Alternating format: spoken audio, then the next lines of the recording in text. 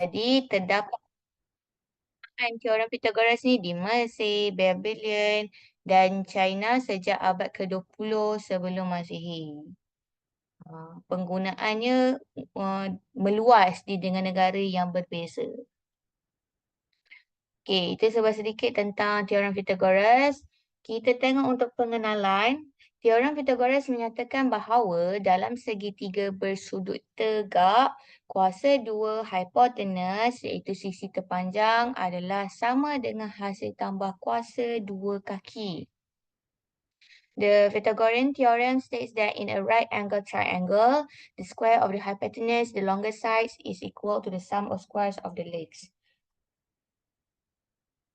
Okay, so maksudnya kat sini, semua tahu, cikgu rasa semua tahulah, semua dah belajar. Cikgu rasa semua pelajar dalam kelas hari ini adalah daripada sekolah asrama. Jadi cikgu rasa sekolah asrama ni dia punya PNP lebih laju berbanding dengan pelajar di sekolah biasa sebab cikgu ada pelajar dari sekolah menengah, sekolah asrama dan sekolah harian biasa. Jadi cikgu boleh buat perbandingan lah dari PNP di sekolah masing-masing. Jadi kalau ikut feedback daripada pelajar di asrama, dia kata memang mereka dah habislah syllabus untuk matematik. So sepatutnya kamu dah faham lah konsep hypotenuse ni. Hypotenuse adalah bahagian sisi terpanjang sekali. Kalau tak ada nilai ataupun tiada unit yang diberikan di atas gambar tu, sebagai contoh gambar kita bernampak ni, walaupun dia tak bagi nilai, tapi dengan mata kasar kita sendiri, kita boleh bezakan garisan mana yang lagi panjang. A, B, C yang kita nampak lagi panjang. Itu secara mata kasar dengan andaian kita, dengan assumption kita, garisan paling panjang. Dan satu lagi, sisi paling... Satu lagi, cara untuk kita kenal hypotenuse tu adalah dengan menentukan sudut tegak di mana. Jadi, hypotenuse tu adalah berlawanan dengan sudut tegak. Jadi, dalam gambar itu, contoh gambar ini, kita nampak sudut tegak tu dekat sini yang berbentuk segi empat sama. Ini adalah sudut tegak ataupun 90 darjah. Jadi, dia punya hypotenuse adalah berlawanan. Opposite direction. So, garisan C itu adalah hypotenuse.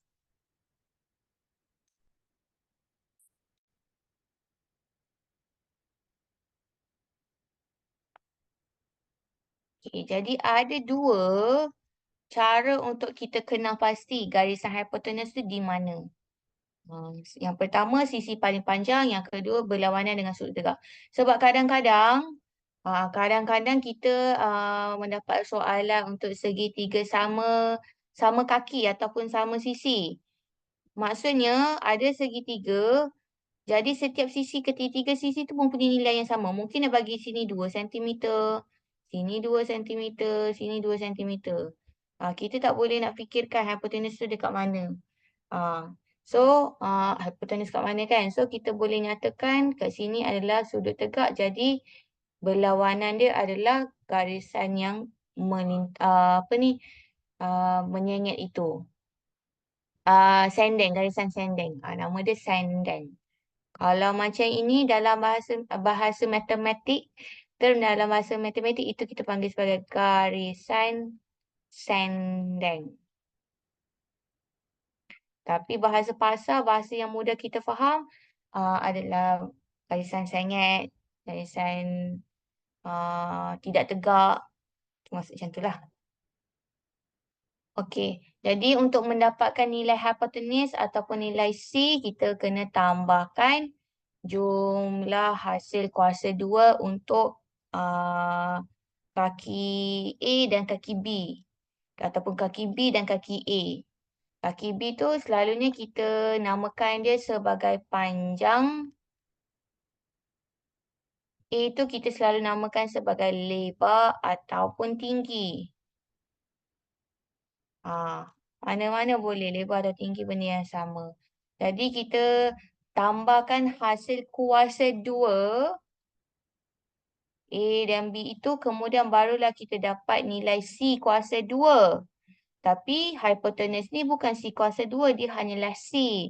Jadi untuk mendapatkan C, kamu kena buat square root ataupun punca kuasa 2. Kita nak hilangkan kuasa 2 di sebelah C ni yang berada di sebelah kanan, kedudukan di sebelah kanan, pindahkan duduk di sebelah kiri akan menjadi punca kuasa. Dia punya operation akan terbalik. Kalau selalu kita jumpa contohlah kanan dengan kiri tu bermaksud kita jadikan simbol sama dengan tu sebagai dia punya boundary ataupun border ataupun dinding lah belah kanan belah kiri. So let's say for example belah kanan kita ada tambah, pindah ke kiri dia akan jadi tolak. Sama juga kalau kita ada dari kanan tolak, bila pindah kiri dia jadi tambah. Vice versa. Secara berlawanan pindah kanan pindah kiri mana-mana pindah pun tambah akan bertukar jadi tolak atau tolak menjadi tambah. Sama juga kalau kita ada darab. Contoh darab ni pindah ke kiri dia jadi bahagi. Sama juga kalau bahagi pindah ke kiri akan jadi darab. Ini kes kalau kita pindah dari kanan ke kiri. Kalau kiri ke kanan benda yang sama. Maksudnya tambah berpasangan dengan tolak, darab berpasangan dengan bahagi. Kalau pasal kuasa 2, pasangan dia bila dipindahkan adalah punca kuasa 2.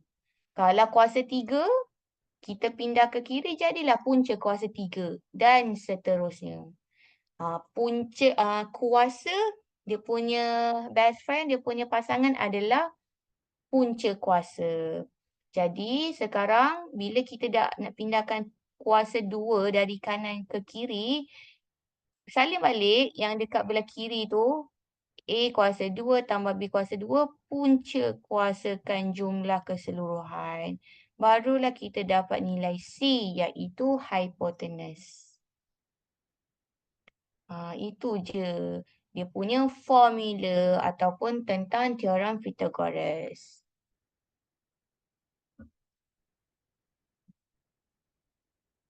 Okay, siapa ada soalan boleh tanya Jangan simpan perasaan ataupun rasa tidak faham. Kalau tak faham nanti susah nak jawab soalan. Okey, kita tengok contoh soalan. Macam tadi cikgu cakap lah kan. Ada dua cara untuk kita kenal garisan hipotenus tu di mana. Kat sini dia dah terangkan. Hipotenus bertentangan dengan sudut tegak. Sudut tegak ialah 90 darjah. Okay, so this is a few examples of triangles that given or as we can see at the positions of 90 degrees. Kedudukan 90 darjah. Sudut 90 darjah di mana? Jadi secara automatik kita tengok dia adalah garisan berlawanan. Okay, kedudukan A dan B tu tiada masalah untuk kita ubah-ubah. Tiada masalah. Maksudnya for example kan let's say. Kamu soalan tu diminta untuk lukis segitiga. Segitiga. Ya Allah. Segitiga. Kita tahulah C kat sini kan. Sebab sini ada 90 darjah. So kamu macam tak tahu nak letak A dekat mana yang menintang ke yang menegak. Mana-mana tak ada masalah. Let's say kamu letak A kat bawah ke, B kat atas ke. Ataupun tukar terbalik kan. A kat atas ke, B kat bawah ke. Tak ada masalah. Sebab apa? Sebab dalam formula teorem Pythagoras, formula dia adalah A kuasa 2 tambah B kuasa 2 sama dengan, kita untuk cari C lah, untuk hypotenuse teruskan. So, punca kuasa 2 dalam dia adalah A kuasa 2 tambah B kuasa 2. Kedudukan A dan B tu tidak ada masalah kalau kita tukar-tukar dia. Berpindah tempat tak ada masalah. Sebab kita menggunakan operasi tambah. Kalau tambah, A tambah B atau B tambah A benda yang sama. For example kan, contoh kita A sama dengan 2, B sama dengan 3. For example lah, A tambah B bermaksud 2 tambah 3. Kamu akan dapat 5. Kalau terbalik B tambah A, 3 tambah 2. Benda yang sama iaitu 5 juga. Kalau tambah dan darab, kita terbalikkan kedudukan dalam ayat matematik tu tiada masalah sebab jawapan akhir akan kekal sama, tetap sama. Masalahnya apabila kalau ada operasi tolak dan bahagi. Tolak bahagi memang kena susun dengan betul. Tak boleh saja-saja nak tukar pula. Tak boleh. Sebab apa? Sebab dia akan menghasilkan jawapan yang berbeza. For example, kalau kita nak prove kalau kita terbalikkan kedudukan tolak dan bahagi. Contoh A tolak B, B tolak A. For sure akan dapat lain. A tolak B bermaksud 2 tolak 3. B tolak A, kamu dapat 3 tolak 2. A tolak B, 2 tolak 3 sama dengan negatif 1. B tolak A, 3 tolak 2 dapat 1. Obviously, walaupun constant value is 1, walaupun dia punya nilai adalah 1, tapi kita nampak ada perbezaan sign tu. Negatif dengan positif. Jadi kalau kita faham, kamu sendiri dah faham kan dia kata satu. Kamu belajar garis nombor. Garis nombor untuk kita tulis atau senaraikan integer positif, sifar, integer negatif. Kalau kita boleh lukis garis nombor, sifar di tengah-tengah, kemudian kita ada satu di belah kanan dan di belah kiri ada negatif satu. Jadi sebenarnya satu dan negatif satu merupakan nilai yang berbeza. Jadi menghasilkan jawapan yang berbeza. Jadi bermaksud kalau tolak kita memang kena susun betul-betul. Tengoklah soalan tu. Kalau soalan tu dia suruh contoh A di hadapan, A tolak B, jadi kita susun A tolak B. Tak boleh terbalik. Bahagi pun benda yang sama lah. For example, kalau kita tukar tolak kepada bahagi. A bahagi 2, 2 bahagi 3, B bahagi A, 3 bahagi 2. Kalau tekan kalkulator, you akan dapat jawapan lain. 2 per 3, contohlah kalau pecahan lah, boleh tukar 2 per 3, 3 per 2. Itu dalam bentuk pecahan. Kalau dalam perpuluhan, kita akan dapat, contoh ni, nombor ni kita dapat 0.33. Kalau yang bawah ni dapat 1.5. Nilai yang berbeza. Jadi hati-hati semasa menyusun dalam ayat matematik. Okey, ini introduction untuk kita kena pasti garisan hipotenus di mana. Okey, cuba kita tengok contoh soalan. Kita tengok sekejap ni. 1, 2, 3. Okey.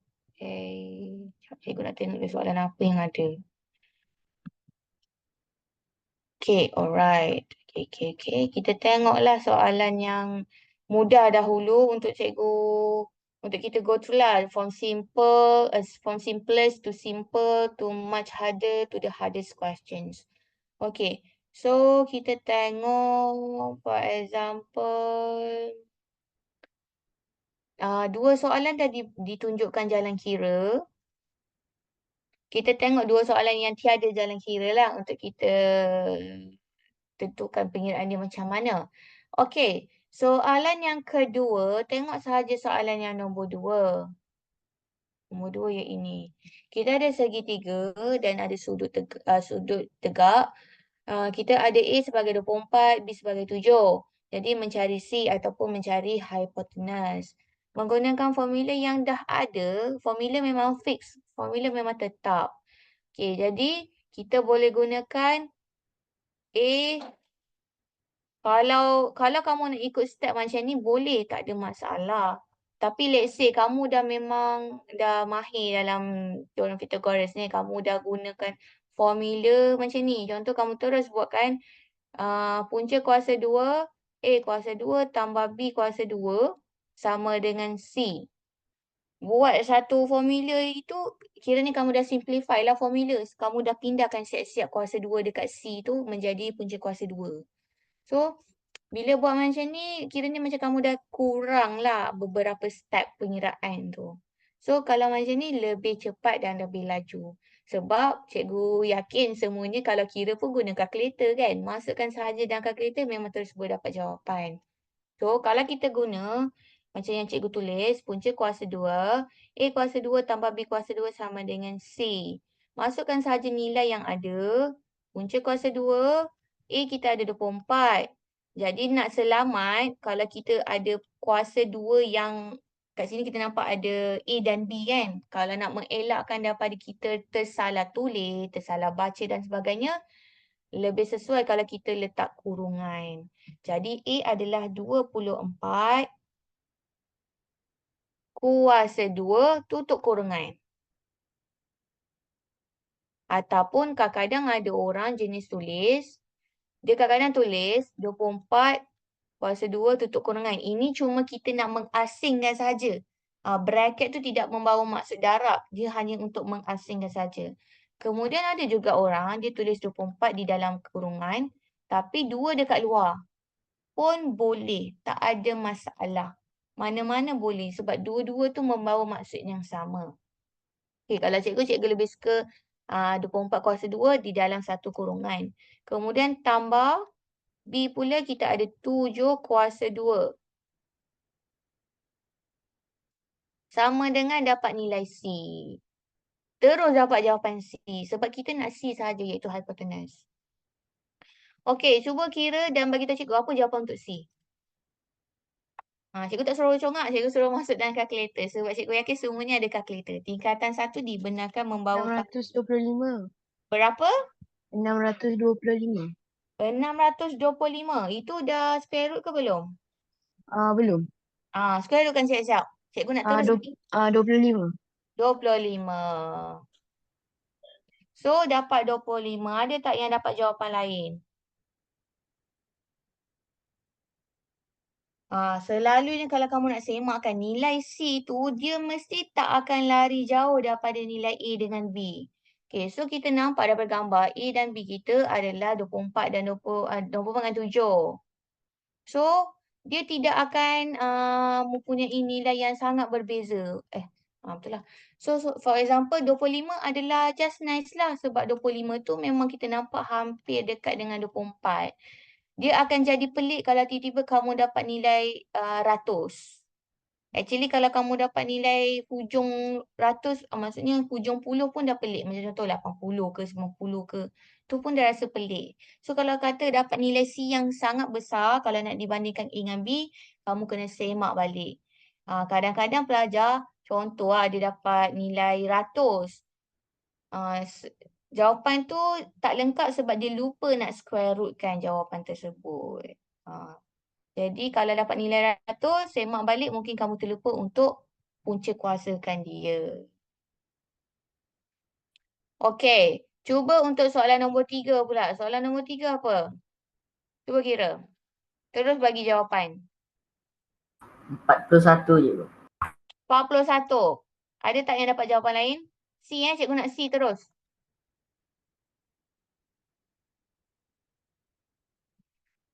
Jawapannya 41. Kalau kamu tengok, kalau kita bandingkan, B 40, A 9. Jadi 41 tu adalah hampir dengan 40. Jadi logiklah jawapan kita C sama dengan 41.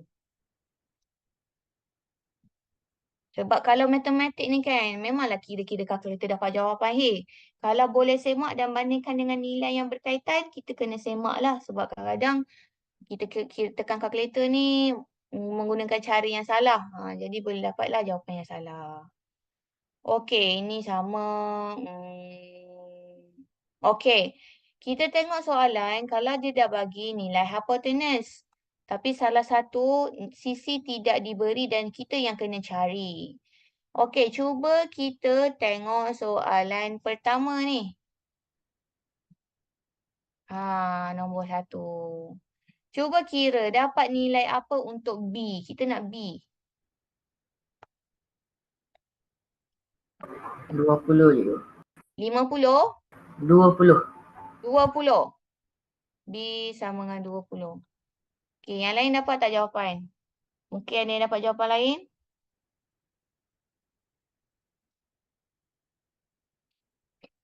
Okey, mungkin ada yang mungkin tak jelas lagi kan. Untuk soalan ini dia sedikit berbeza tapi masih menggunakan formula yang sama. Kita menggunakan formula A kuasa 2 tambah B kuasa 2 sama dengan C kuasa 2. Nilai dah diberi untuk A dan C. B yang kita tak ada. Okey, so kita kena cari nilai B. Macam mana cari nilai B? Kita gunakan formula yang sama saja. Okey, tapi kita kena adjust sedikit dengan melakukan ataupun menukar operasi menjadi tolak. Sebab kita nak tinggalkan B sahaja di sebelah kiri dan pindahkan A kuasa 2 di sebelah kanan. So, A kuasa 2 ni adalah asalnya dalam positif. Positif ni, walaupun kita nampak sign positif, dia positif. Jadi positif pindah ke kiri, pindah ke kanan jadi tolak lah negative sign. Okay. So, bila tolak A kuasa 2, kita boleh adjust balik. B sama dengan punca kuasa 2. C kuasa 2 tolak A kuasa 2. So, punca kuasa 2. C adalah 29 kuasa 2. Tolak A adalah 21 kuasa 2. Macam tu. So, akhirnya B kamu akan dapat 20. Selepas dah tukar dalam punca kuasa 2. Masuk saja dalam kalkulator. Simple as that. Okay.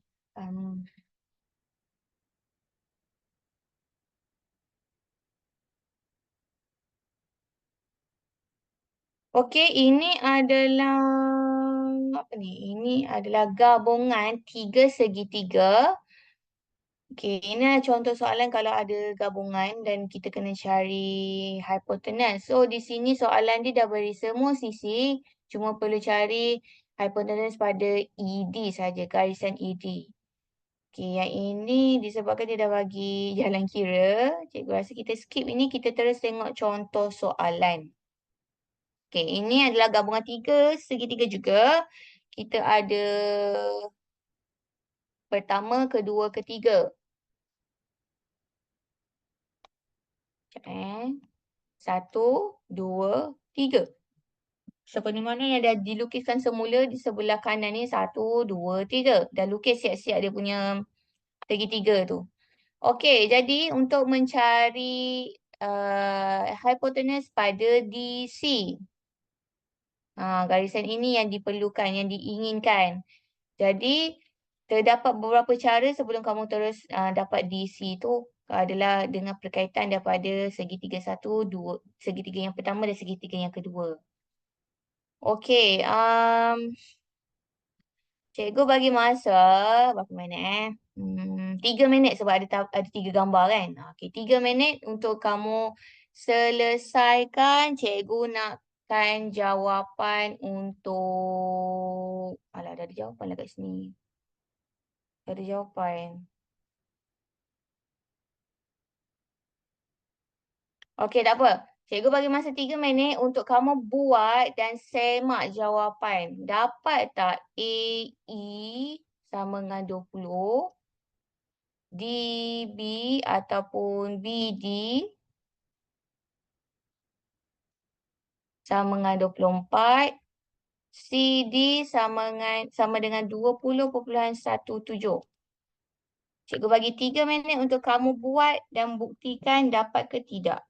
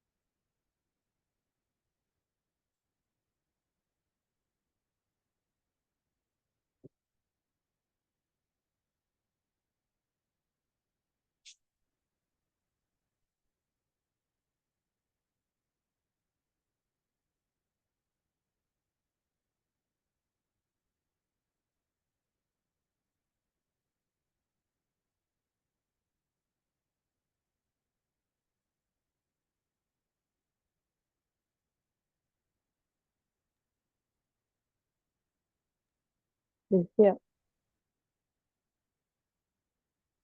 Okey.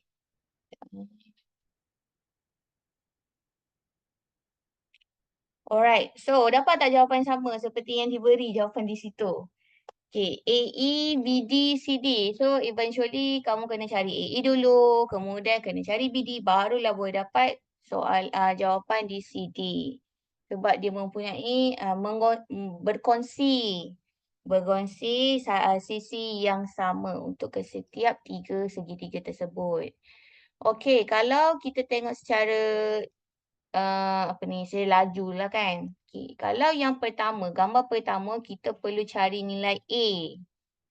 Kalau gambar yang kedua, yang A ini adalah daripada formula ABC adalah nilai A yang kita kena cari.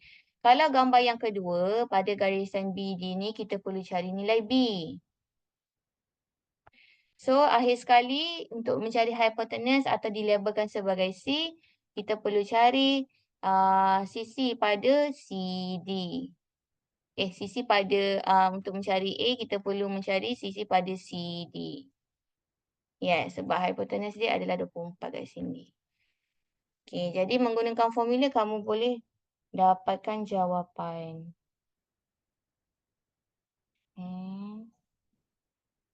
Okay.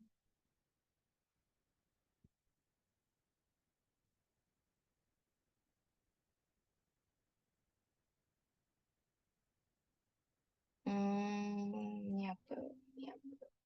Okey. Ini pula kalau soalan melibatkan kawasan berlorek. Dan teorem Pythagoras ni banyak digunakan untuk kita mencari perimeter, luas dan isi padu. Dan kamu kena mahir untuk teorem Pythagoras ni sebab untuk silibus tingkatan 2 memang banyak soalan yang memerlukan kamu guna teorem Pythagoras untuk mencari sisi untuk sesuatu garis segitiga. Dia soalan kalau untuk silibus tingkatan 2 soalan tu dia tidak terus terang, dia tak ada highlight cakap okey gunakan teorem Pythagoras. Tak ada, dia tak sebut pun perkataan tu. Tapi konsep dia kalau kamu faham konsep teorem Pythagoras, kamu boleh menggunakan, mengaplikasikan daripada soalan tu sendiri kamu tahu okey yang ini mula-mula kena cari dulu guna teorem Pythagoras. Kalau kamu boleh berfikir seperti itu, bermaksud kamu memang dah faham konsep Pythagoras. Nanti kalau sempat, cikgu akan tunjuk soalan daripada silibus tingkatan 2 yang menggunakan teorem Pythagoras sebelum nak dapat jawapan untuk soalan yang sepatutnya.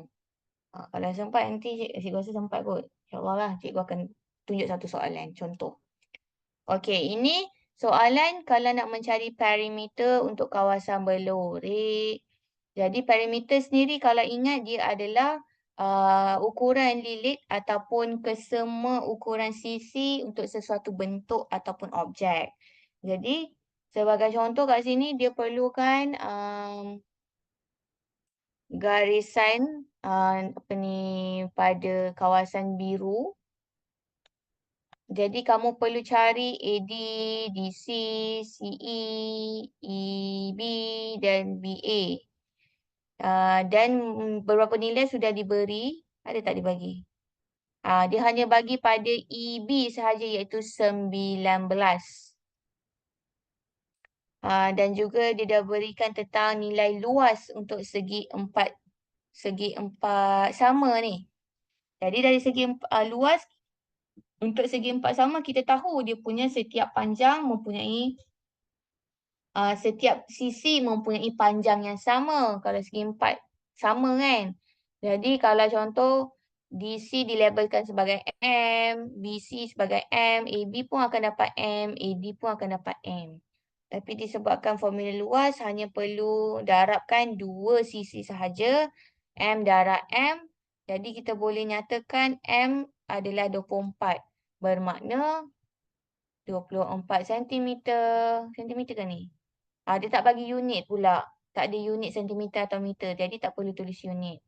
24, atas pun 24, tepi pun 24. Macam mana dapat 24? Sebab dia dah tolong kira dekat sini.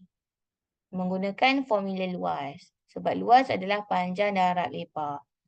Kemudian, Bila kita dah tahu setiap sisi untuk segi empat sama tu, kita boleh cari untuk segitiga pula yang bukan berlorek. Jadi kita perlukan maklumat untuk isi. Maklumat isi, garisan isi yang ni kat bawah ni. Ini yang penting. Yang kalau BC tu tak penting sebab BC tu adalah di bahagian tidak berlorek. Isi adalah berkaitan dengan kawasan berlorek.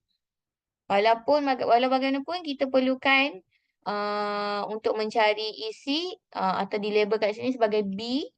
Jadi kita dah ada C sebagai 24, hipotenus adalah 24. Jadi menggunakan formula theorem Pythagoras, kamu boleh dapat B, iaitu garisan EC sepanjang 14.66. Jadi eventually semuanya kamu dah ada. Semua nilai panjang untuk setiap sisi kawasan berlorek sudah ada. Dah ada lah sebab dah kira daripada dua pengiraan. Yang pertama daripada formula luas, yang kedua daripada pengiraan teorem Pythagoras. Jadi bolehlah tambahkan ke semua sisi tersebut, mendapatlah nilai perimeter.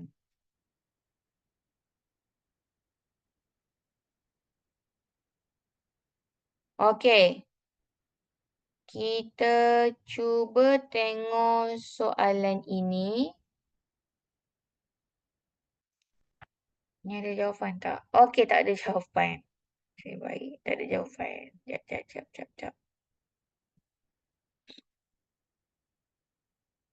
Ada yang ada jawapan, ada yang tak ada jawapan. Okey, ini konsep yang sama macam soalan sebelum tadi. Cari perimeter kawasan berlorek ABCD ialah segi empat sama dengan keluasan 1024. Okey, jadi mula-mula pertama sekali, step pertama adalah mencari sisi setiap segi empat sama ini. Apa nilai sisi segi empat sama?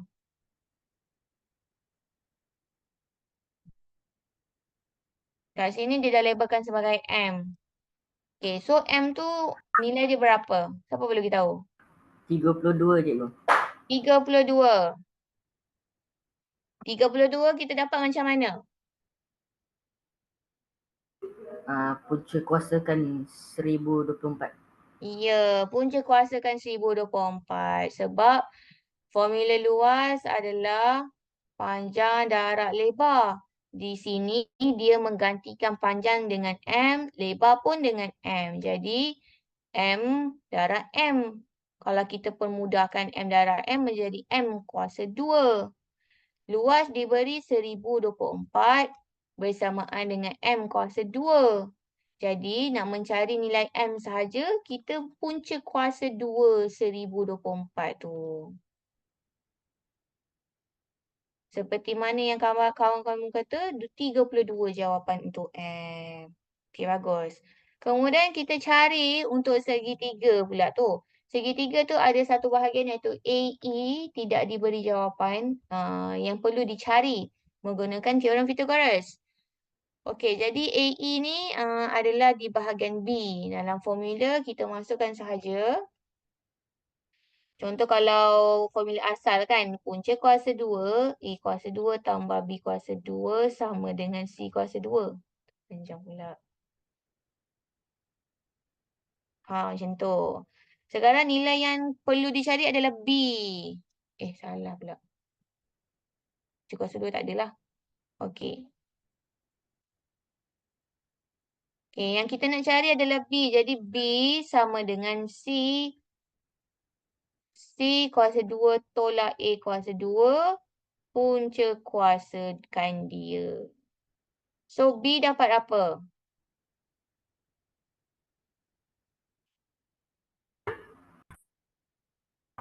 17.18 cikgu. 17.18. Okey, soalan cikgu. Kalau kita dapat nilai sisi, tak kira lah A ke B ke C ke yang dalam perpuluhan, boleh tak kita round off atau pundarkan kepada nombor bulat saja iaitu 17? Boleh tak? Siapa rasa boleh? Siapa rasa tak boleh? Ha. Boleh ke tak boleh agak-agaknya? Kita tak tahu, tak yakin, takut nak jawab. Okey. Kalau dalam matematik, kalau rasa tak yakin, rasa tak pasti, jangan bundar. Tulislah seperti mana yang kamu dapat daripada kalkulator. Nak selamat. Dan sebenarnya, kelebihan ataupun pentingnya nombor perpuluhan ni adalah untuk berikan jawapan yang tepat dan tepat, accurate, precise, dan selebihnya lah. Benda yang lebih baik lah kalau ada nombor perpuluhan ni. Okay, jadi kalau matematik digalakkan untuk kalau kira dan ada nombor perpuluhan digalakkan untuk ambil nombor perpuluhan tersebut. Dan selalunya kalau nombor perpuluhan kalau terus tekankan kita dapat 2 tempat perpuluhan saja. Okeylah, tak ada masalah. Tapi let's say kalau kamu kira dapat sampai contohlah 1, 2, 3, 4, 5. Panjang sangat dia punya nilai apa ni? Decimal places. Nilai perpuluhan. Tempat perpuluhan tu panjang sangat. Jadi nak selamat boleh ambil 4 atau 3 atau 2. Kalau panjang lah kan. Kalau cikgu sendiri, cikgu akan ambil sampai 4. Cikgu akan ambil 17.1812. Kalau rasa macam kalau bunda kan pun tak ada efek kan sebab 2 dengan 1 kan. Kalau bunda tak ada efek, okey. Rasa macam tak nak ambil sampai 4, mungkinlah malas lah nak ambil nak tulis panjang sangat. Ataupun nanti pengiraan seterusnya nak masuk kalkulator panjang sangat. Tak ada masalah, boleh sampai 3 juga. Tapi let's say kalau tengok nombor macam yang ketiga tu macam kalau bunda pun tak ada beza pun, tak ada masalah. Kamu ambil lah sampai 2 pun boleh. Macam tu. Tapi kalau 17.18, contohlah kalau kamu ambil sampai 1 saja. Kamu ambil 17.1. Tak boleh ambil 17.1 lah. Paling kurang kamu bundarkan menjadi 17.2. Sebab 8 ni bila dibundarkan kepada 1, bukan jadi 2. Ataupun kalau rasa tak nak bundar kepada 2, salin baliklah 17.18. Dalam mungkin masa tingkatan 1, tingkatan 2 ni tak nampak lagi kepentingan pengambilan nilai tempat tu lagi. Mungkin kamu tak nampak. Tapi bila kamu dah masuk bahagian menengah atas, form 4, form 5 dan selebihnya masuk universiti ke belajar degree dan sebagainya, penggunaan nilai perpuluhan tu sangat penting. Kena dapat nilai yang tepat.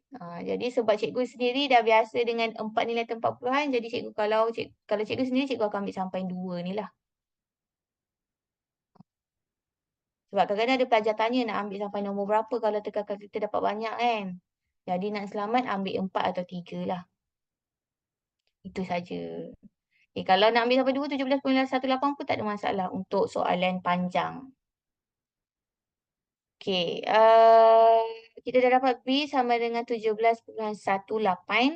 Kemudian kita susun balik ataupun labelkan dalam gambar rajah untuk kawasan berlorek dan kesemuanya sudah ada sebab kebetulan ini adalah soalan segi 4 sama, jadi dia berkongsi sisi yang sama kan, jadi tak banyak pengiraan lah nak kena buat.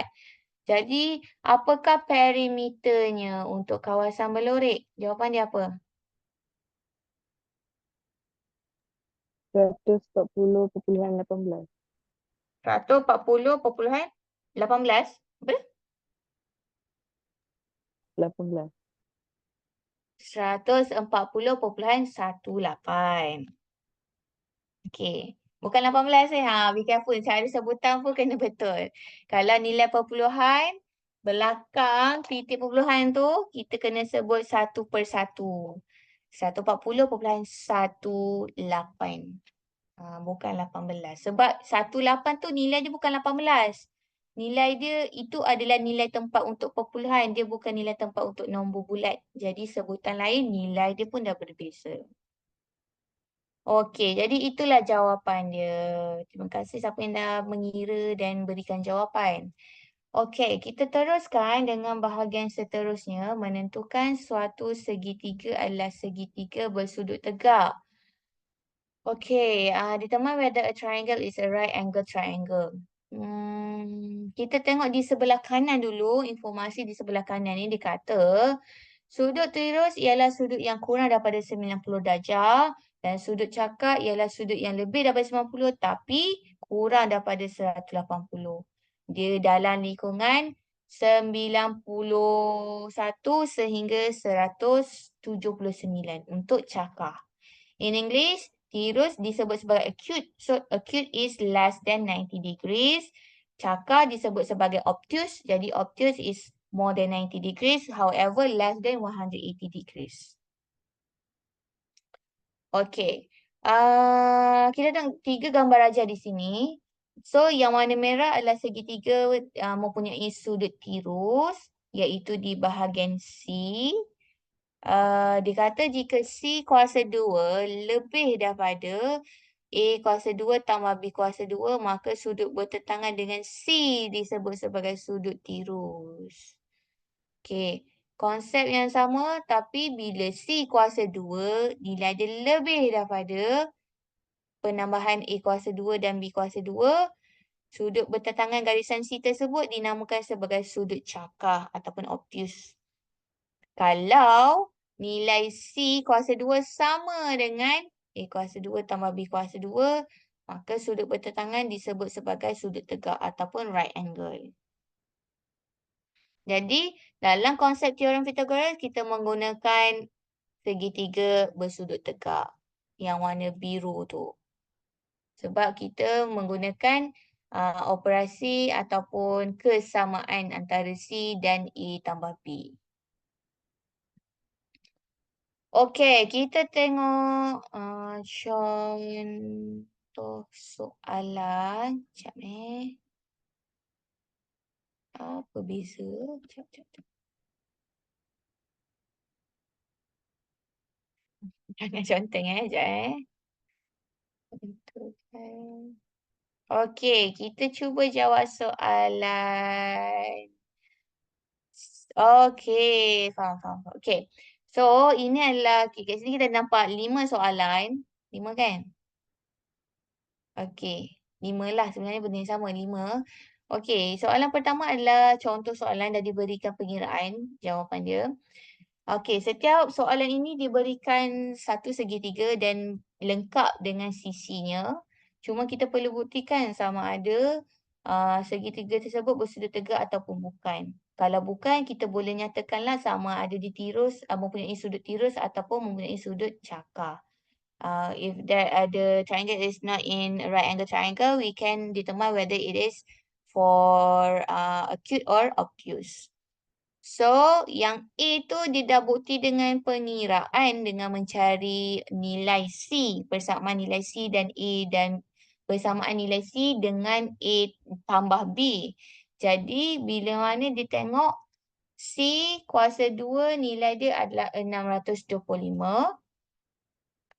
Dan dia bandingkan pula nilai A kuasa 2 tambah B kuasa 2 mendapat 625 juga. Jadi, ini membawa kepada rumus iaitu C kuasa 2 sama dengan A kuasa 2 tambah B kuasa 2. Jadi, ini merupakan teorem Pythagoras dan bermaksud DEF adalah segitiga bersudut tegak. Okey, cuba kita tengok soalan B pula. Soalan B, kita perlu tentukan C tu yang kat mana. So, selalunya C adalah merupakan hypotenuse, yang mana hypotenuse bermaksud sisi yang terpanjang. So, 12, 18, 20, kita nampak 20 ataupun garisan CU adalah yang terpanjang, sisi terpanjang. So, kita boleh kata C adalah 20 cm. Tapi formula dia adalah C kuasa 2. Kita tukarkanlah dulu menjadi C kuasa 2. 20 kuasa 2. 20 kuasa 2 bila tekan kalkulator kamu akan dapat 400.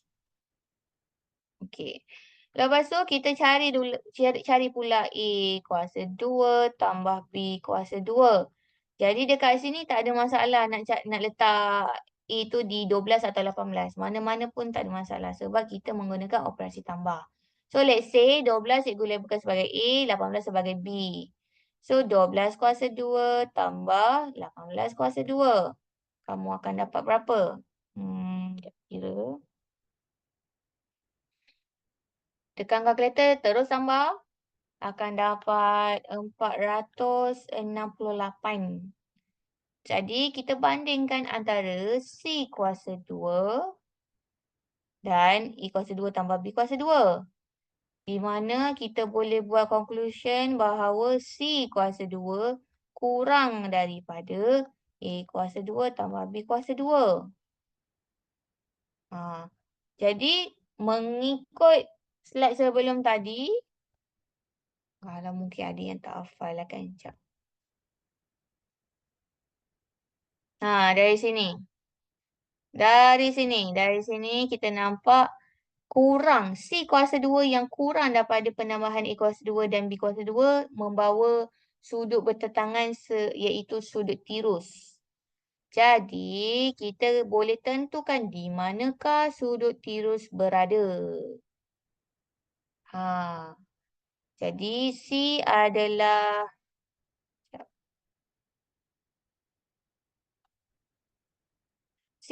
di sini. Di garisan ini. Jadi, sudut tirus berada di sini. Secara bertentangan. Jadi, kita kata sudut STU atau UTS benda sama adalah sudut tirus. Dan segitiga ini merupakan segitiga bersudut tirus. So bagilah satu lagi ayat. STU. Segitiga STU adalah segitiga bersudut tirus. Macam tu.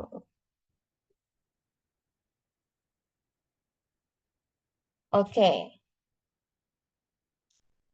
Seterusnya kita tengok. Okey, ada lagi 3 segitiga. Dan masing-masing mempunyai sisi yang sudah dilabelkan. Okey, cuba kira. Okey, cikgu bagi masa berapa minit 5 minit.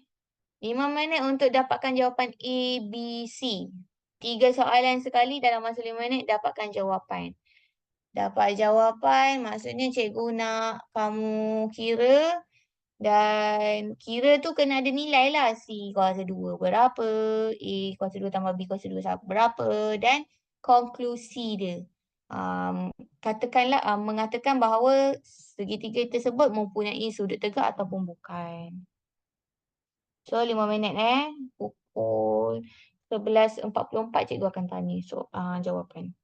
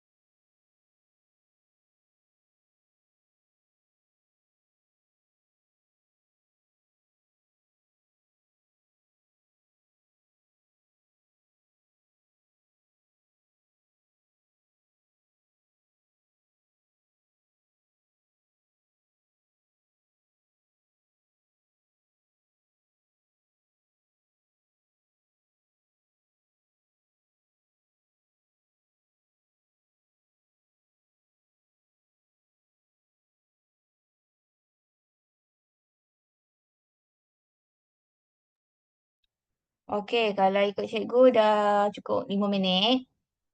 Okey, kita bincang soalan A. Okey, maklumat yang perlu ada dalam pengiraan adalah C kuasa 2 berapa? A kuasa 2 tambah B kuasa 2 berapa? Kemudian kita buat perbandingan C kuasa 2 tu sama dengan ke? Lebih besar ke nilai dia atau lebih kecil nilainya berbanding dengan A kuasa 2 tambah B kuasa 2. Okey, untuk A tahu untuk A. Okey, untuk A, apakah jawapan untuk C kuasa 2?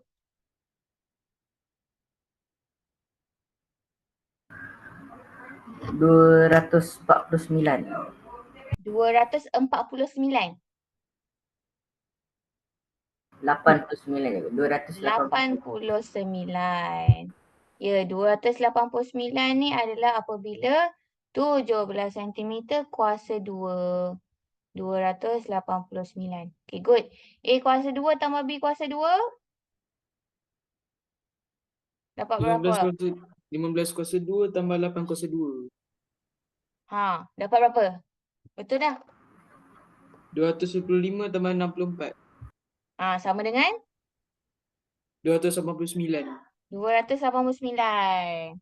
Okey, jadi perbandingan kita nampak sama nilai dia. Jadi kita ambil lah C kuasa 2 sama dengan A kuasa 2 tambah B kuasa 2 dan merupakan teorem Pythagoras. So, konklusinya kita kata segitiga ini ialah Segitiga bersudut tegak. ya, segitiga ini adalah segitiga bersudut tegak. Segitiga bersudut tegak. Cikgu tulis short form je ni. Kamu jangan tulis short form. Kamu tulislah panjang-panjang. Segitiga ini adalah segitiga bersudut tegak. Okey, bagus.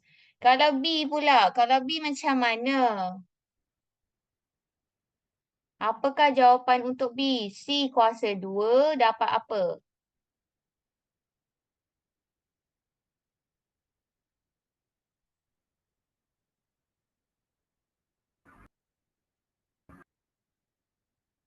C kuasa 2. 1156. 1156. Sekejap 1156. 34 kuasa 2 sama dengan 1156. Okey. Alright, 34 kuasa 2 sama dengan 1156. Kemudian A kuasa 2 tambah B kuasa 2 bermaksud mungkin kita ambil 18 kuasa 2 tambah 30 kuasa 2. Dapat jawapan apa? 324 tambah 900. Okey. Sama dengan 1224. 1254. 24. 1224. Jadi bila tengok perbandingan antara dua nilai ini, kita kata C kuasa 2 adalah kurang daripada A kuasa 2 tambah B kuasa 2. Bermaksud konklusinya atau conclusion segitiga ini bukan bersudut tegak. Tapi dia mempunyai sudut apa? Kalau bukan tegak, ada dua lagi pilihan jawapan. Apa pilihan yang tepat untuk soalan B? Tirus bersudut. Tirus, betul. So, segi ini adalah segitiga bersudut tirus. Dan walaupun kamu dah ada jawapan tirus, kadang-kadang ada extra question for the questions. Dia suruh tentukan ataupun lukis sudut tirus tu kat mana. Jadi kena tahulah. Sudut tirus untuk soalan B adalah bertentangan dengan garisan C. C kita adalah 34. Jadi bertentangan. Ini adalah sudut tirus itu. So kalau contoh soalan tambahan juga. Dah tahu sudut tirus tapi dia kata okey cuba ramalkan atau cuba berikan satu nilai kemungkinan, apa possible value for the angle. Dia suruh beri satu nilai yang mungkin untuk sudut tirus tersebut. Jadi, kamu tak tahu nak cari macam mana. Tapi, banyak jawapan boleh dibagi. Sebab sudut tirus tu dia adalah nilai yang kurang daripada 90 tapi lebih daripada kosong.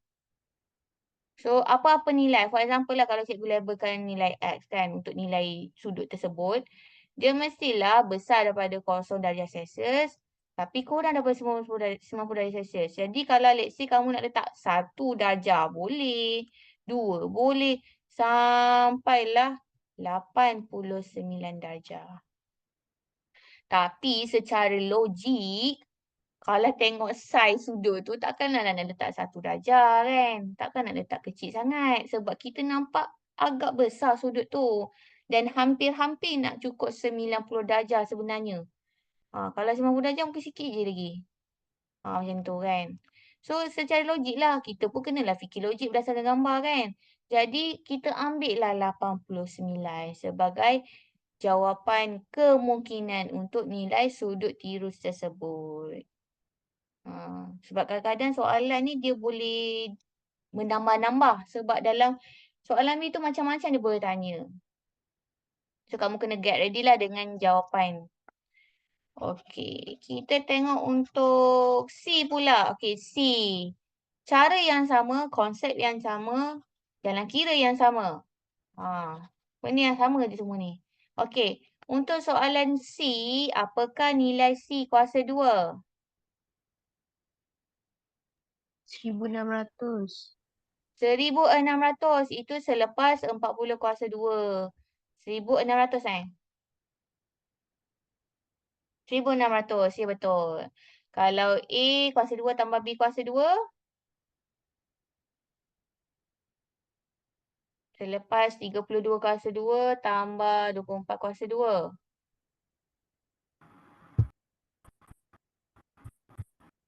Dapat berapa jumlah 1,600. 1,600 juga. Jadi, C kuasa 2 sama dengan A kuasa 2 tambah B kuasa 2. Membawa kepada teorem Pythagoras, iaitu segitiga ini adalah bersudut tegak. Sama juga. Kalau dia suruh lukis sudut tegak kat mana, kita kena tengok yang bertentangan. Jadi, kita punya C adalah 40. Tentangan dia kat sini. Jadi, kita boleh lukis segi empat sama yang kecil merujuk kepada 90 darjah. Jadi, kalau soalan ni, soalan C tiba-tiba kata, okay, berikan satu nilai kemungkinan untuk sudut tegak tersebut. Janganlah kamu bagi jawapan pelik-pelik. Sebab ada satu jawapan saja, iaitu 90 darjah. Mungkin kalau soalan tu dia kata, berikan satu nilai yang berkemungkinan. Dia nak cakap macam, oh banyak kot jawapan yang boleh bagi. Tu kalau dia bagi ayat macam tu, mungkin dia nak terik sahajalah. Terik sahaja bahawa pelajar tu tahu tak sudut tegak tu ada satu nilai je, iaitu 90 darjah. Kadang-kadang dia bagi soalan, dia saja nak terik pelajar kan. Nak tengok pelajar tu ingat ke tak ingat. Okay, alright. So, seterusnya kita tengok untuk bahagian apa ni? Soalan penyelesaian masalah. Okay, kat sini kata silap cikgu sediakan 5 ke 6 soalan Sekejap. Cikgu dah buat slide ni lama jadi cikgu tak ingat ada berapa soalan. Ada 5 soalan untuk penyelesaian masalah. Okey, kita tengok yang pertama. Hana memenangi tablet dalam undian sekolah. Skrin tablet berukuran 10 cm tinggi dan 24 cm lebar. Cari panjang perpenjuru tablet itu. Okey. Soalan ni dia tak ada direct bagi gambar segitiga. Dia tak ada direct labelkan nilai untuk A ke B ke C. Tiada. Dan dia tidak juga berikan arahan untuk gunakan teorem Pythagoras. Tiada. Jadi, ini contoh soalan yang kamu kena tahu bila nak guna teorem Pythagoras tu. Jadi, daripada gambar kita nampak ada tablet yang berukuran segi empat tepat. Ini segi empat tepat bukan segi empat sama.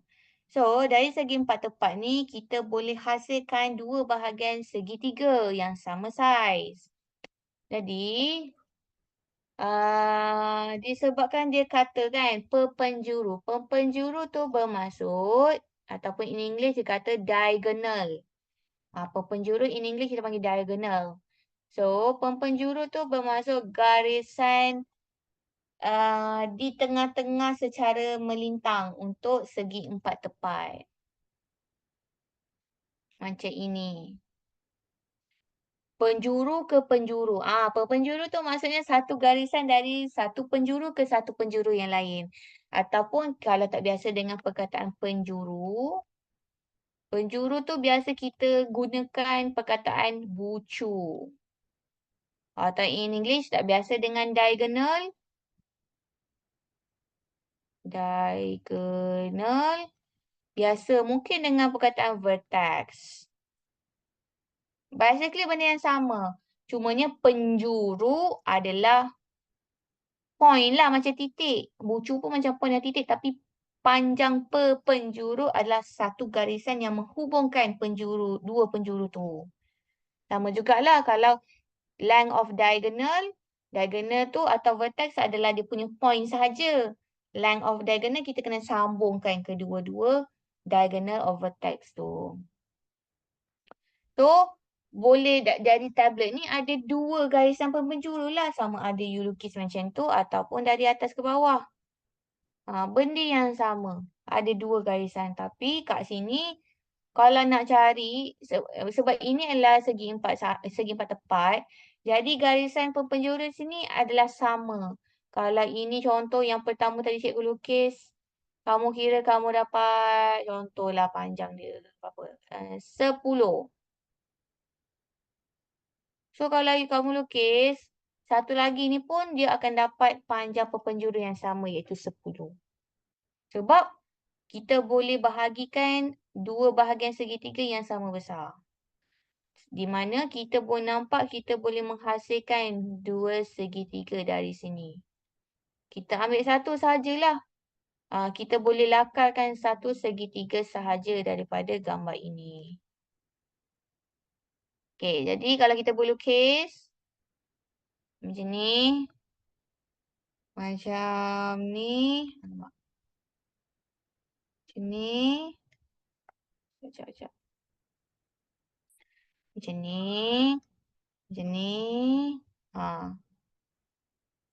Besar sikit. Alamak.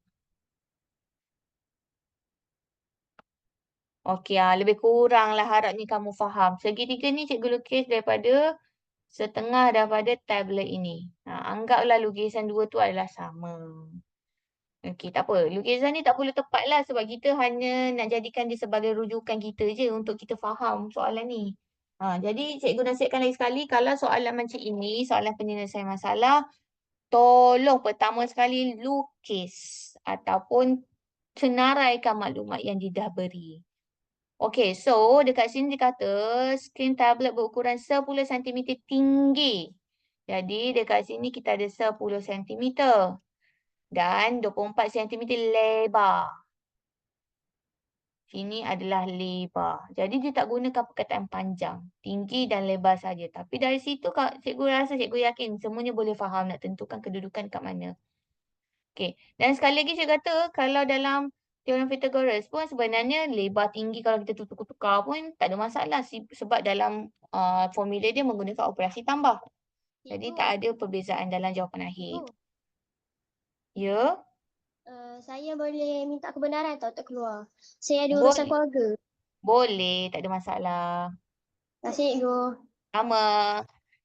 Okey. So, dari sini kita nampak ada satu garis panjang yang dinamakan sebagai hypotenuse yang perlu kita cari. Jadi, panjang perpenjuru tu juga membawa maksud kepada nilai C ataupun hypotenuse.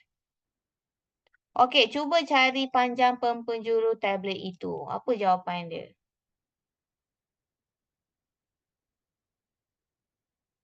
RM26 cm cikgu. 36 cm. 26. 26 cm. Panjang berpenjuru 26 cm. Yes. Kena berikan jawapan dalam unit panjang yang tepat, iaitu sentimeter. Kalau tak bagi unit, tak letak sentimeter, letak 26 saja, kemungkinan akan ditolakkan setengah markah ataupun 1 markah. Okey. Yang ini cikgu rasa semua tahu macam mana nak buat.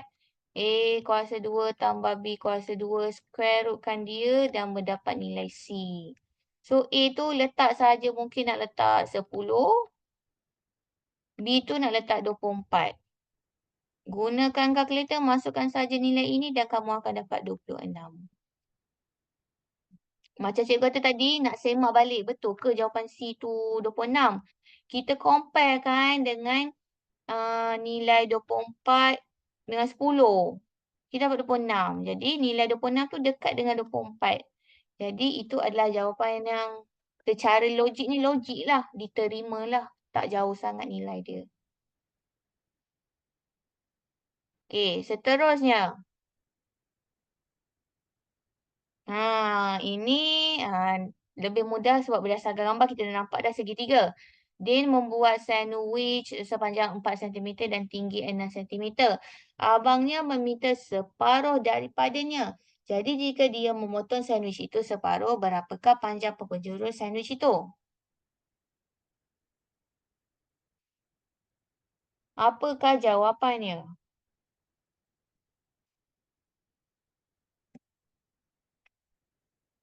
Apakah nilai panjang?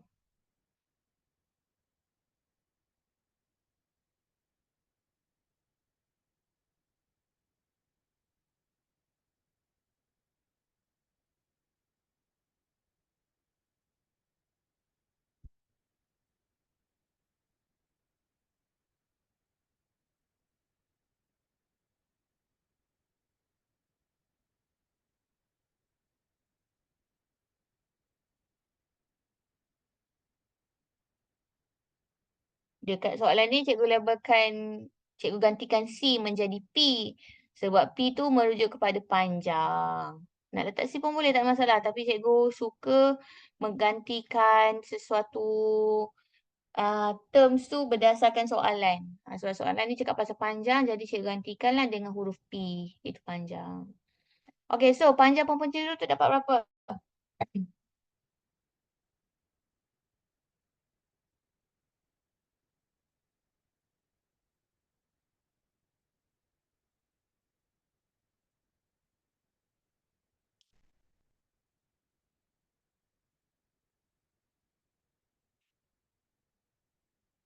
Jawapan dia 2.25 cikgu. 2.5? 2.25. 2.25. Ya. Unit? Sentimeter. Okay, ada kawan yang dapat jawapan lain tak?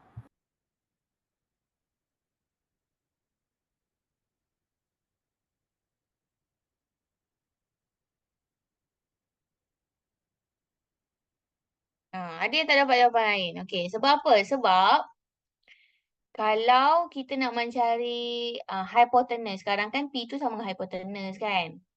Hypotenuse adalah garisan sisi yang terpanjang. Cikgu, jawapan saya 7.21.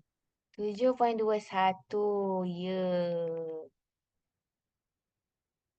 Kenapa cikgu suruh semak balik dan tanya jawapan lain? Sebab sepatutnya jawapan panjang penjuru tu adalah nilai yang paling panjang berbanding tiga-tiga. Tiga-tiga garisan tu. So, garisan pertama, sisi pertama kita ada 4. 6. Jadi sepatutnya jawapan ini hypotenuse mesti lebih daripada 6. Jadi jawapan dia adalah 7.21. Apabila 4 kuasa 2 tambah 6 kuasa 2, hypotenuse pula. Punca kuasakan 2 dia akan dapat 7.21 cm. Yes, itu jawapan dia. So kalau dapat jawapan, Semak balik, bandingkan dengan nilai sisi yang ada. Jadi jawapan kamu untuk hypotenuse mestilah nilai paling panjang. Okey, yang dapat jawapan lain tu semak semula kat mana salah. Mesti ada tersalah masuk kalkulator ke, tersalah tulis ke. Macam tu je selalunya. Okey, ini soalan nombor 3 kita ada televisyen LED terbaru yang dibeli oleh Amanda. Amanda membeli televisyen LED terbaru sepanjang 64 cm. Okey, 64 sepanjang. Okey, panjang penjuru berukuran 70 cm. Berapakah lebar skrin televisyen itu? Gunakan konsep teorem Pythagoras dan cari jawapan dia. Okey, cuba cari jawapan.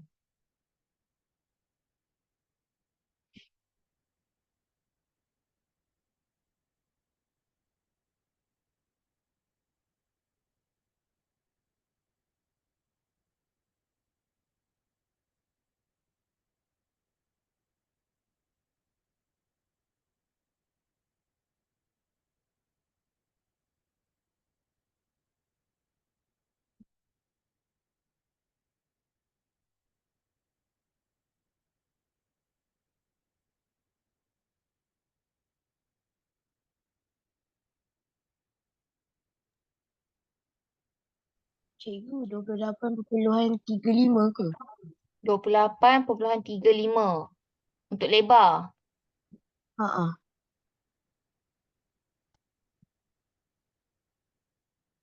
Okey, dah ada jawapan. Kita semak betul ke jawapan lebar sama dengan 28.35. Okey, yang ini sedikit berbeza dengan 1 dengan 2. Sedikit je sebab kita tak perlu cari hypotenuse sebab hypotenuse dah diberi. Hypotenuse dalam soalan ini adalah dengan nilai panjang penjuru. Kalau cikgu lukis gambar segitiga daripada televisyen ini, hypotenuse kita ada panjang penjuru 70 cm dan dia beri sepanjang 64 cm. Mungkin 64 kat sinilah cm. Jadi lebar di bawah yang kita tak tahu. Jadi daripada formula kita dah ada C, kita dah ada A, B yang tiada. Formulanya adalah C. Okey. Formulanya adalah apa ni? A kuasa 2 tambah B kuasa 2 sama dengan C kuasa 2.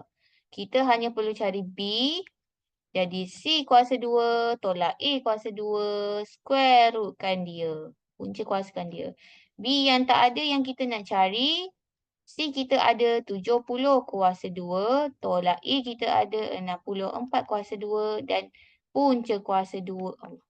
Punca kuasakan 2 dia lah. Okey. Jadi kalau tekan kalkulator, tekan betul-betul, pastinya kamu akan dapat punca kuasa 2 804. Kan, punca kuasa 2 dalam tu 284 dan bila selesaikan dapatlah 28.35 cm wajib tulis. Dan B tu sebenarnya adalah lebar televisyen. So, itulah jawapannya. Betul lah 28.35.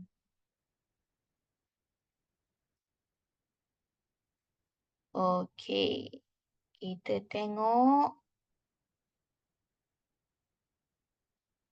Okey, ni gambar tangga. Sebuah tangga 15 meter disandarkan pada dinding. Jika tapak tangga adalah 8 meter dari dinding, berapa tinggikah dinding itu akan dicapai oleh tangga itu?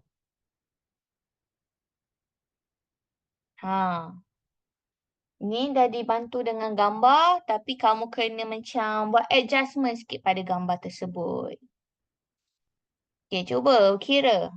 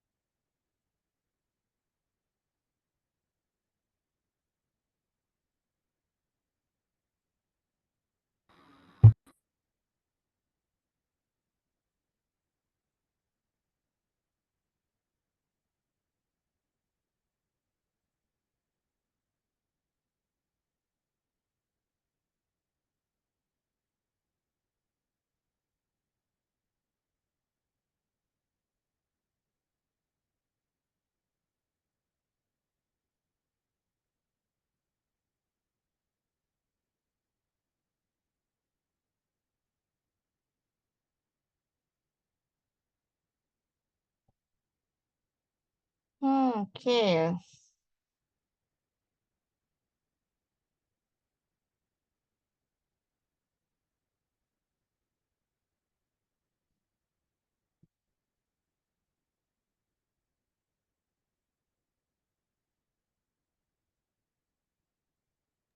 Cikgu. Okey. Ya.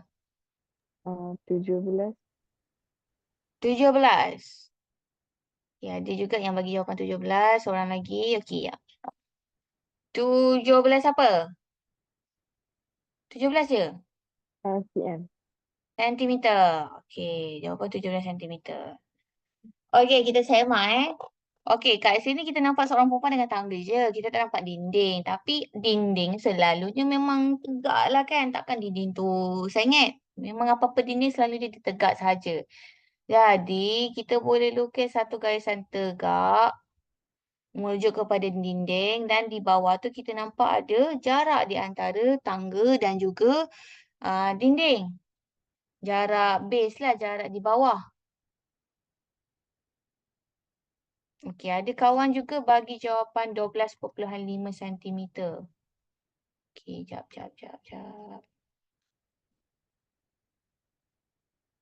Okey, tak apa. Cikgu lebih suka banyak jawapan supaya kita boleh semak. Kan. Setiap orang pengiraannya mungkin berbeza. Okey, ada dapat 12.7 meter. Meter. Meter lah, bukan sentimeter. Okey. Sekejap cikgu padam sikit. Meter. Okey. Kalau ada yang siapa dapat jawapan lain, bagi tahu je. Don't worry. Kita belajar sama-sama. Okey, so ada 3 pilihan jawapan kat sini. Kita boleh pilih yang mana betul Okey. So cikgu cakap tadi kalau soalan penyelesaian masalah, keluarkan maklumat yang diberi sebab kadang-kadang soalan tu panjang sangat, berlirik cerita dia. Jadi kita keluarkan informasi penting yang kalau perlu lukis gambar, lukis gambar. Jadi kalau macam ni kita boleh lukis segitiga.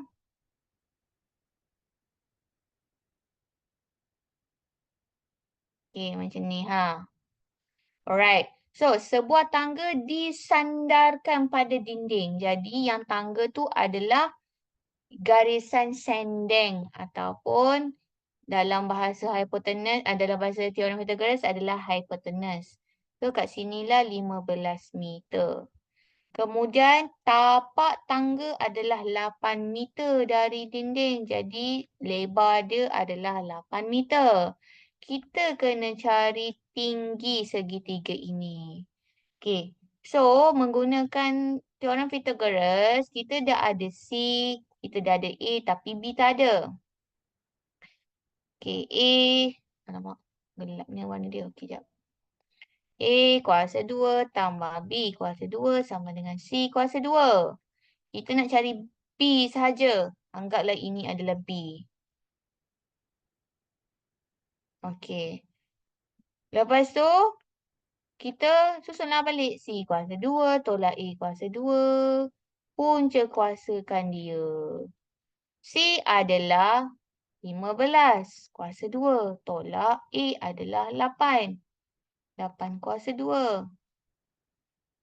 Kamu boleh dapatlah jawapan. Kalau tekan kalkulator, 15 kuasa 2 tolak 8 kuasa 2. Cikgu dapat. Kalau dalam punca kuasa akan mendapat 161. Kalau selesaikan mendapat nilai sebanyak 12.688577754. Kalau dari kalkulator, janganlah tulis sampai macam tu kan. Kita ambil lah paling kurang pun sampai 2 tempat perpuluhan. Ataupun ada kawan bagi 1 tempat perpuluhan. Betul juga, tak ada masalah. So, kita ikutlah yang kawan bagi. 12.7 jawapan dia. Unit jangan tinggal sebab B tu merupakan tinggi. Jadi, kalau tinggi, mengikut soalan semuanya menggunakan nilai meter. So, tulislah M kat belakang. merujuk kepada tinggi tangga tersebut. Tinggi dinding. Ke tinggi tangga, tinggi dinding. Okey, 12.7 meter. Kita tengok soalan terakhir tentang Mark. Menunggang basikalnya 9 km ke selatan dan kemudian 12 km ke timur.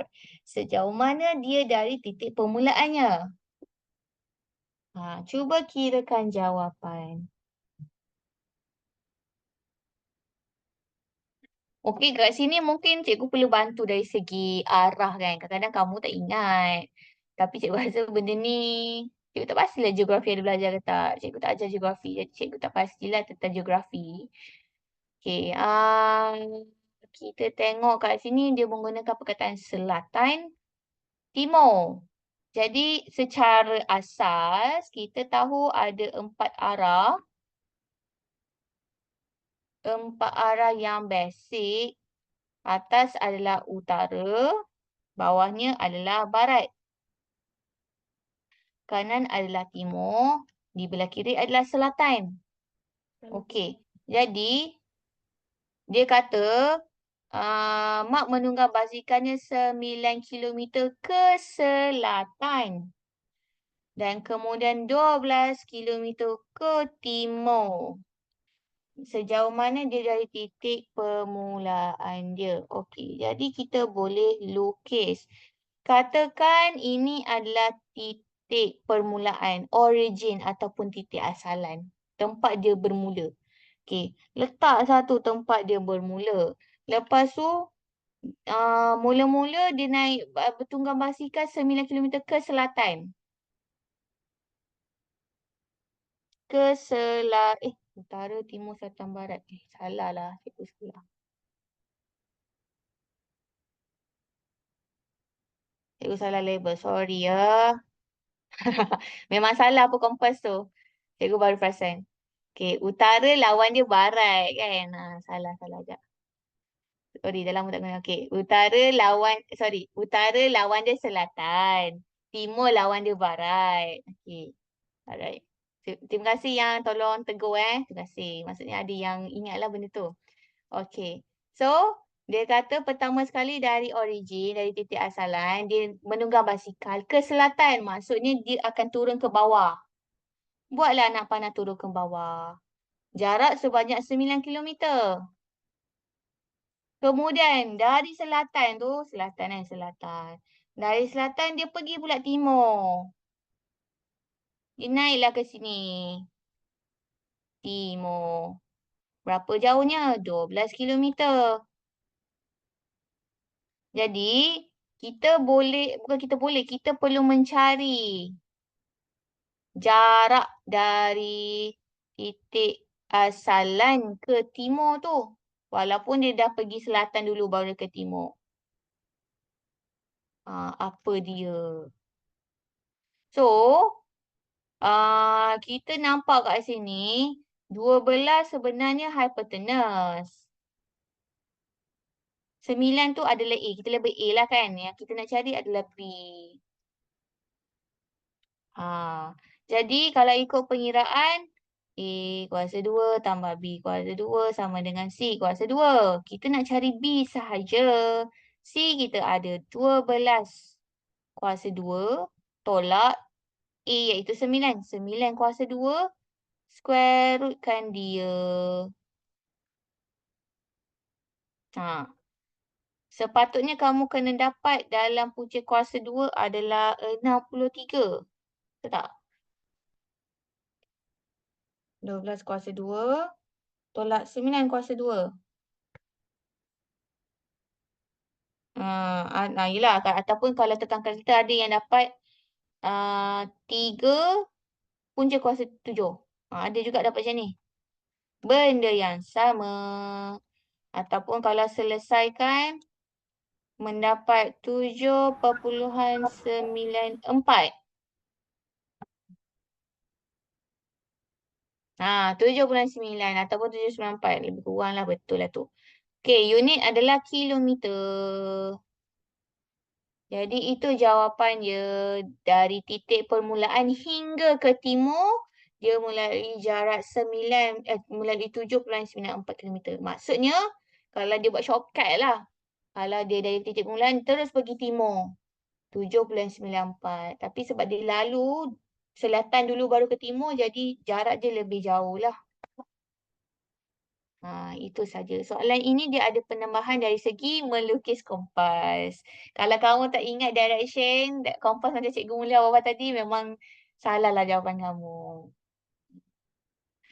Okay, itu untuk soalan ini. Soalan ni dia lebih, macam kebat dia lebih sikit lah. Kebat dia lebih sikit.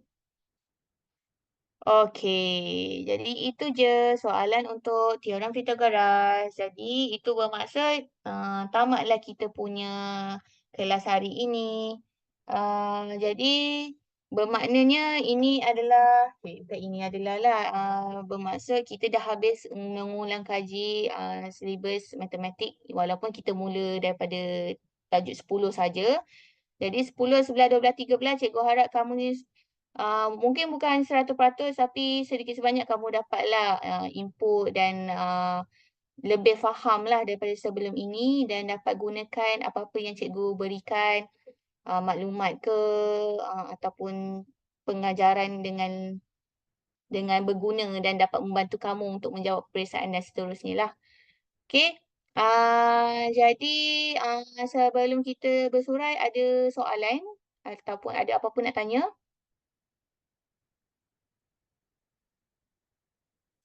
Kalau tak ada, kita stop share, kita ambil gambar untuk attendance.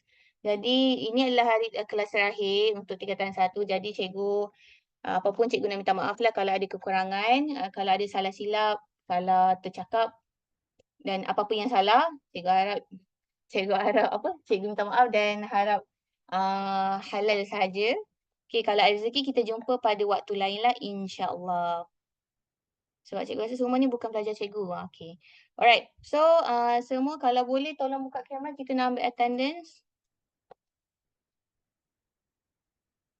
Okay, yang ada tolong buka kamera. Cikgu bagi 10 saat. 1, 2, 3, 4, 5, 6, 7, 8, 9, 10.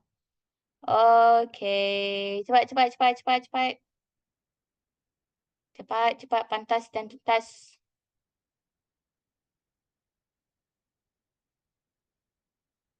Okay, tak apa. Dalam kiraan 3, cikgu akan screenshot. 3, 2, 1. Okay, terima kasih semua. Selamat berhujung minggu. Assalamualaikum. Sama-sama. Cikgu. Terima kasih, cikgu. Bye. Bye-bye. Terima kasih. Sama-sama.